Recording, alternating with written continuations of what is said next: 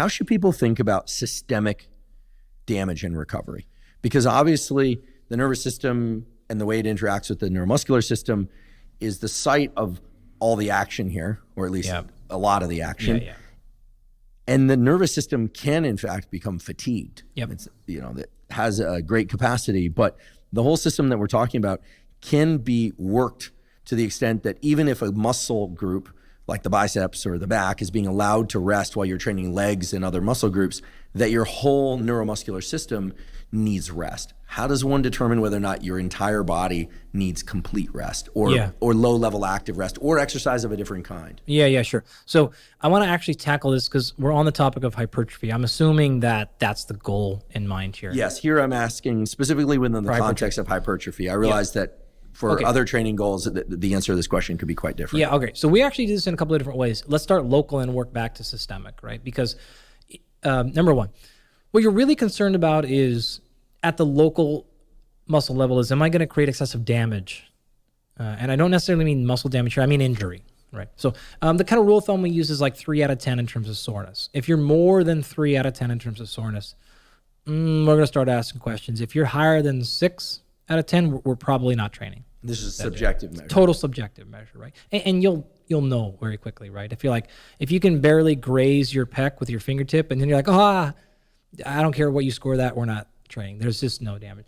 If you're 3 out of 10, if you're just like, I'm kind of like a little bit stiff here, but once you get warmed up, you start feeling okay, you're probably okay to proceed there. So that is a very easy way to just think about soreness. You're going to be a little bit tight depending on your training frequency.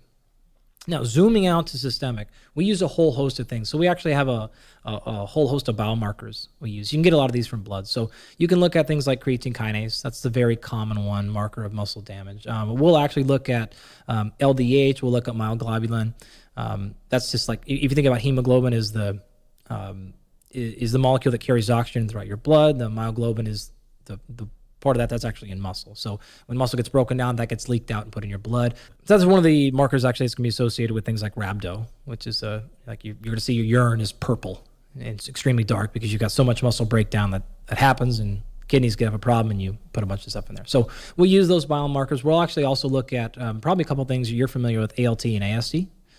These are excellent biomarkers of muscle breakdown. So if we are actually suspecting that this is a chronic problem, we're going to actually go and pull some blood.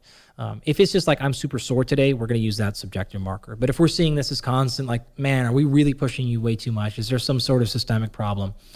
We're going to blood and we're going to look at all those different things. Now, AST to ALT is really specific, and I don't want to take us too far off track here, but the ratio to those things is actually very important as well. So if you look at the AST to ALT ratio, typically the number we'll look at is like 1.67 as that ratio. Is like higher than that, you have a pretty high risk of muscle damage. But really, between me and you and a few of these listeners, anytime we start seeing AST outkick ALT, we're immediately thinking, as in the ratio being higher than 1, we're immediately thinking like there's something happening muscle damage wise. So that's actually a sneaky good indicator of just total muscle mass, because the vast majority of that's going to be in muscle. So those are actually some markers that we like a lot if muscle damage is the thing we're concerned with. If we are more concerned with things like total training volume, systemic overload, then we may turn to something more like sleep. There's a lot of information we can actually glean from changes in sleep behavior and function. You could also look at things like HRV, heart rate variability, which is a very classic marker and much more sensitive to changes with training than something like a resting heart rate, which is one thing you can actually do that's totally cost-free. Just look at your changes and any elevation in resting heart rate over time, especially more than 3 to 5 consecutive days, is an indicator. But HRV is much more sensitive to things like training-induced overload. So that's a quick version of stuff that we're going to pay attention to. The last one I would add there is simply motivation. So if you're really training hard and you like training hard and you just like cannot force yourself to go anymore, that in and of itself can be a good indication of it's maybe not the day, maybe not the week. With all of these things, you want to be careful about overreacting to a single day measure. Again, we need to look at least a trend of more than 3 days. Honestly, I'm looking at more than 5 days. I'm going to pull back from that and think about what phase of training we're in, what part of the year we're in, typically with our athletes, we're in season, preseason, postseason, offseason, et cetera, to make our decisions about what we're going to do about it. Are we canning the entire workout? Are we doing a modified, lower version, lower intensity? My default generally, if hypertrophy is the goal, remember, volume is the driver there. So if I can, like, can we go real light?